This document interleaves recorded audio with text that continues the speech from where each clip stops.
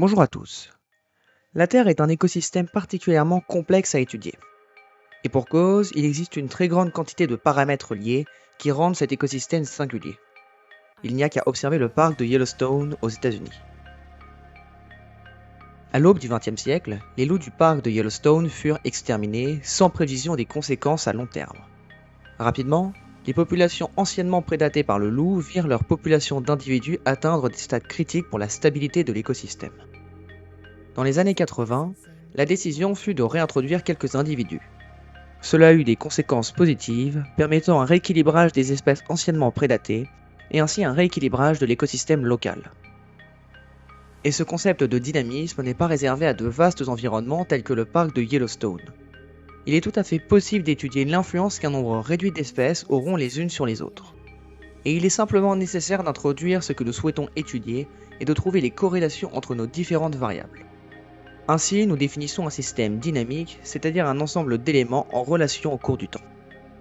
Et durant cette vidéo, nous allons entreprendre l'explication des corrélations existant entre plusieurs espèces grâce à un modèle mathématique célèbre, le modèle proprédateur de Lotka-Volterra.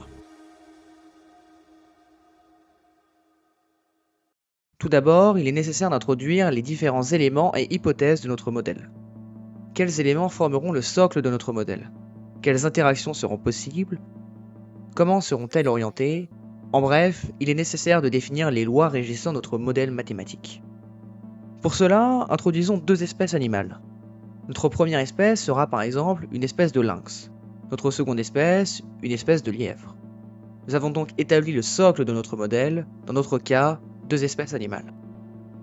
Dès lors, nous pouvons introduire plusieurs interactions entre nos espèces et l'environnement.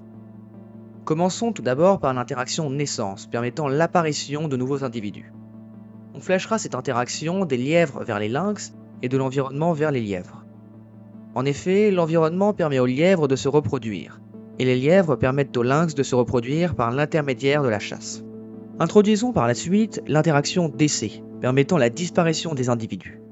On flashera cette interaction des lynx vers les lièvres et des lièvres vers les lynx. En effet, le manque de nourriture pour les lynx, causé par une faible population de lièvres, entraînera le décès des lynx, et les lièvres sont tués par les lynx par l'intermédiaire de la chasse. Notre modèle est donc fondé. Nous connaissons le socle de notre modèle, les deux espèces de lynx et de lièvre, nous connaissons les interactions, natalité et décès, nous avons déterminé leur orientation. Il est désormais temps de déterminer les formes de ces interactions, c'est-à-dire les formules mathématiques permettant d'estimer grossièrement l'évolution de nos deux populations au cours du temps. Mais avant cela, essayons d'estimer l'allure des courbes caractérisant le nombre d'individus de nos populations au cours du temps. Estimons qu'à un certain instant, notre population de lynx ne possède que peu d'individus et que notre population de lièvres en possède bien plus. Que se passerait-il? Tout naturellement, la population de lynx, du fait de l'abondance en nourriture, verrait sa population fortement augmenter. Et du fait du nombre conséquent de lièvres et de la faible prédation, la population de lièvres continuerait de croître. Mais dès lors que le nombre de lynx atteint un stade critique, la population de lièvres verrait son nombre d'individus commencer à décroître du fait d'une trop forte prédation. Toutefois, dès que la population de lièvres atteindrait un stade critique, cette fois une population trop faible, la population de lynx se trouverait dans le cas d'une famine, et ce manque de nourriture entraînerait une décroissance de la population de lynx. Une fois la population de lynx suffisamment faible, la population de lièvre croîtrait, en considérant que l'espèce n'ait pas été exterminée.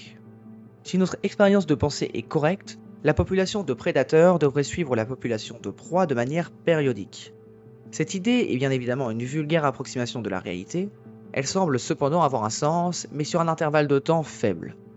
Cependant, nous allons tâcher de formaliser cette idée avec notre système et de vérifier si le modèle est cohérent avec les données réelles.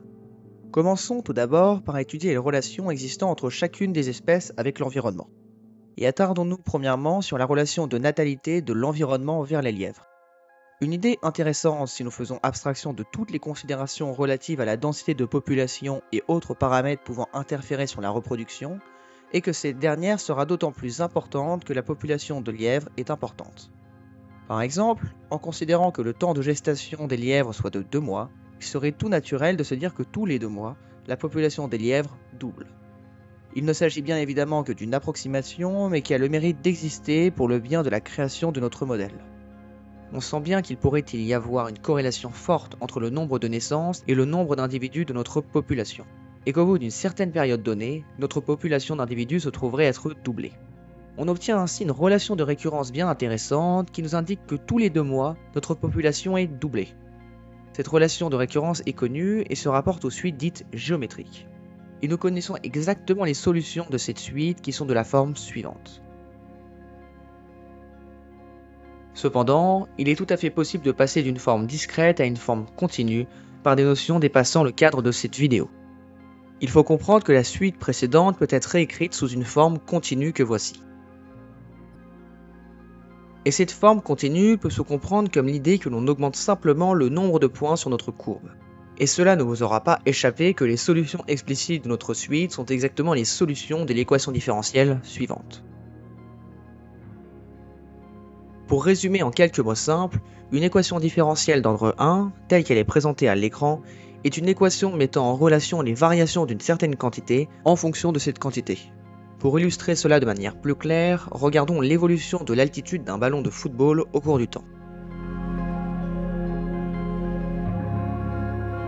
Cette courbe possède une certaine allure, et il est aisé de distinguer les variations de l'altitude de notre ballon au cours du temps. Eh bien, il est possible de quantifier ces variations par une transformation que l'on nomme la dérivation. Et l'équation que voici à l'écran est un exemple concret mettant en relation les variations de notre population de lièvres au cours du temps, c'est-à-dire d de x de t sur d de t, en fonction de notre population de lièvres au cours du temps, x de t. Et le coefficient devant x de t est simplement un marqueur de l'évolution future de notre population. Nous possédons dès lors une relation liant le taux d'évolution de notre population de lièvres au nombre d'individus de notre population de lièvres. Et les solutions de cette équation différentielle s'avèrent être du même type que celles définies précédemment.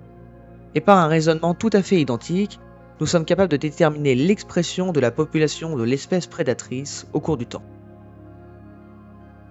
Maintenant, il nous faut nous attaquer à l'élément technique de cette vidéo, la formalisation des relations entre nos deux espèces. Tâchons tout d'abord de comprendre le facteur majeur à l'origine de la mort d'une proie. Dans notre modèle, nous avons défini la mortalité d'une proie comme une interaction entre les lièvres et les lynx induite par les lynx. Cela signifie qu'un lièvre aura pour unique cause de décès la prédation des lynx. Ainsi, la mort d'un lièvre est nécessairement causée par la rencontre entre un lièvre et un lynx. Par la suite, tâchons de comprendre le facteur majeur à l'origine de la naissance d'un prédateur. Dans notre modèle, nous avons défini la natalité d'un prédateur comme une interaction entre les lièvres et les lynx induite par les lièvres. Cela signifie qu'un lynx aura pour unique cause de naissance le décès d'un lièvre. Ainsi, la naissance d'un lynx est nécessairement causée par la rencontre entre un lynx et un lièvre. Il ne nous reste plus qu'à déterminer une manière de quantifier. Cela signifie qu'un lynx aura pour unique cause de naissance le décès d'un lièvre. Ainsi, la naissance d'un lynx est nécessairement causée par la rencontre entre un lynx et un lièvre. Total potentiel. En effet, un lièvre a une probabilité uniforme de rencontrer chacun des lynx. Et ainsi, on obtient que le produit du nombre d'individus de chaque espèce à chaque instant nous donne le nombre de rencontres potentielles. Il ne nous reste plus qu'à unifier les relations de notre modèle afin d'obtenir le système tant convoité. On obtient finalement le système d'équations différentielles non linéaires de Lotka-Volterra. On repère aisément les expressions des interactions de la natalité des lièvres, de la mortalité des lynx, de la mortalité des lièvres et de la natalité des lynx. Le système précédent a été formalisé dans les années 20 par Alfred James Lotka, un polymathe américain, et Vito Volterra, un mathématicien et physicien italien. Lorsque nous résolvons ce système informatiquement, car il n'existe pas de solution générale sous des formes convenables, nous obtenons les courbes suivantes, celles que nous avions prédites lors de l'introduction. Deux courbes périodiques, décalées l'une par rapport à l'autre, et ce suivant.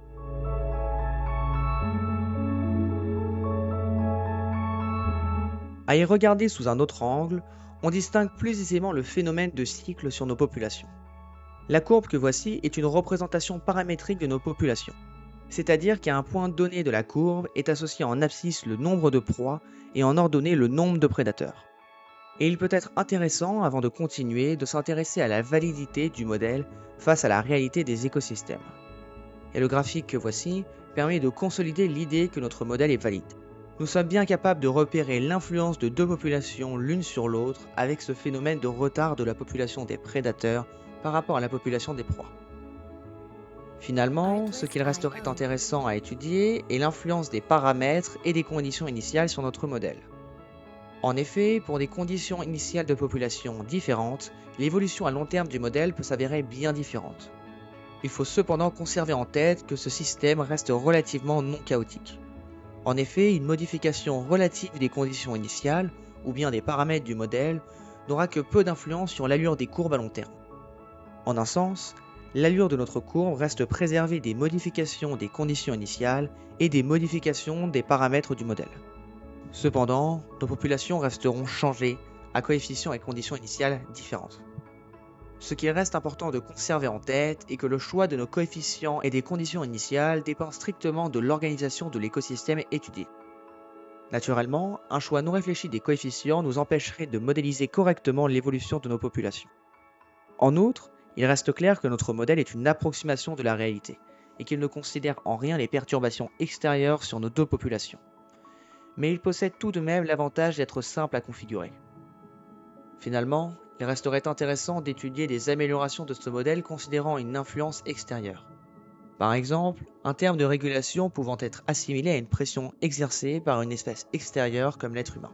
Ou bien même des modèles présentant une évolution logistique, c'est-à-dire une évolution tendant à converger vers une population stable. En bref, il reste tant à étudier, mais tout cela dépasse le cadre de cette vidéo. Merci d'être resté jusqu'au bout de la vidéo. N'hésitez pas à vous exprimer dans l'espace commentaires, à vous abonner, à liker la vidéo, et sur ce, bonne continuation.